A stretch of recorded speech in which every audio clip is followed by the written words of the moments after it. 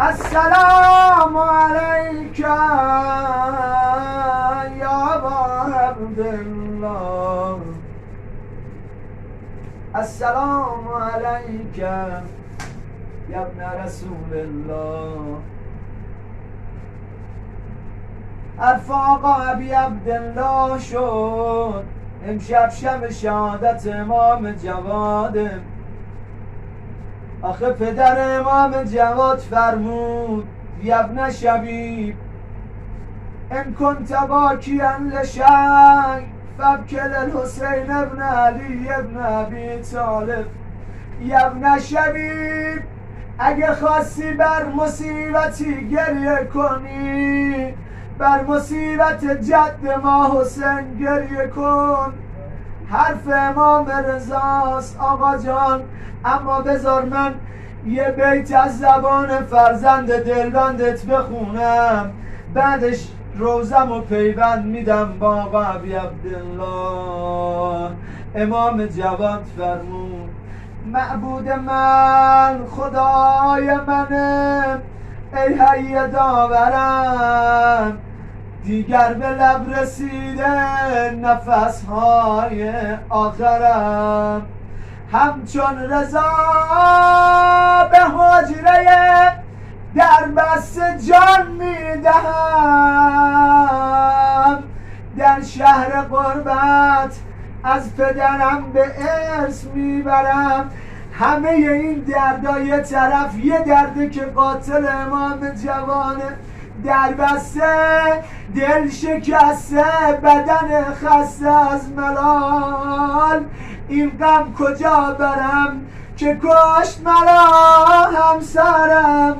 اگه دشمن به آدم نه خنجر بزنه سم بده خیلی قصهش کمه، اما منزل امام جواد محرمش همسرش دشمن داخل خونشه.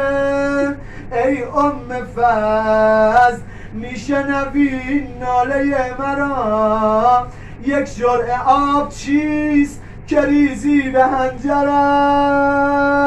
حرفم اینه شاید امام جواد جگر آتش گرفته رو خاک حجره نالانه، اما امام جواد یاد روزه ابا عبدالله افتاده.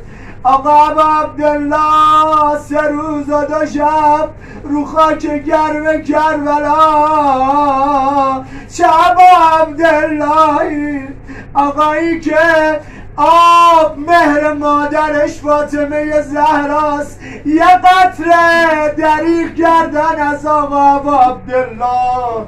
اما همین مردم بودن میگفتن ما نوکرتیم پیغمبر، اما تو روز عاشورا جلو ابی عبدالله و بچه هاش ایستاد.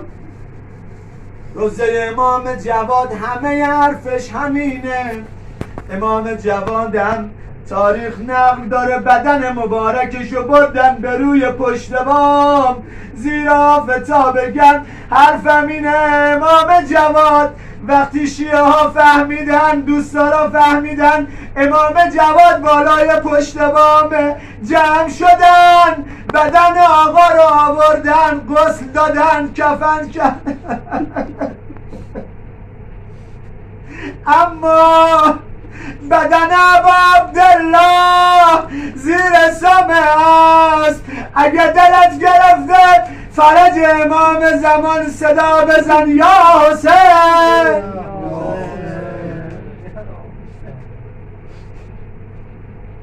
قاتلت کشت ولی نور تو خاموش نشد. آریان نور که فانی نشود، نور خدا. صلی الله علیک یا ابا عبدالله، صلی الله علیک یا ابا عبدالله، صلی الله علیک یا ابا عبدالله، بسمک العظیم الاعظم العز الجل الاکرم. امام صادق فرمودن هر کس خدا رو 3 مرتبه به دم مظلوم قسم بده، 10 مرتبه یا الله بگه، خدا میفرماید ملائکه خودم جواب این بنده رو میدم. سوال کردن آقا جان دم مظلوم کیه؟ آیا دم مظلوم خون علی اصغر؟ آقا فرمودن اون هم مظلوم هست اما نه. سوال کردن آقا دم مظلوم علی اکبر، قاسم، عباس؟ آقا فرمودن اینها هم مظلومن اما نه. ابی عبدالله؟ آقا فرمود ابا عبدالله هم مظلومه اما نه. عرض کردن آقا دم مظلوم کی؟ آقا فرمود دم مظلوم مادر ما زهراست. خدایا به حق مادر سادات، به حق نالهای خانوم فاطمه زهرا، فرج امام زمان ما برسان.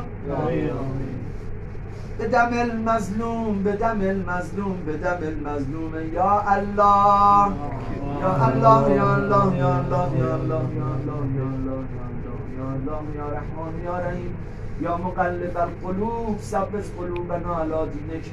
اینم برام ما شیعه ها میخونم.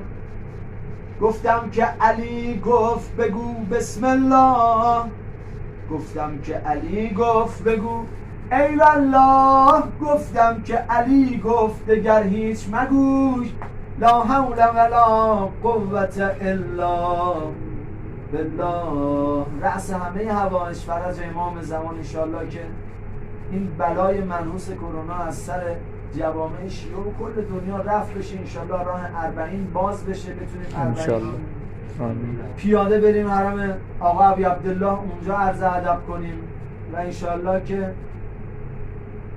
امام رضا علیه السلام داره. هر کس به زیارت من میاد من 3 جا به دادش میرسم، مهمترینش سرازیری قبر انشالله امام رضا به فریاد ما برسه.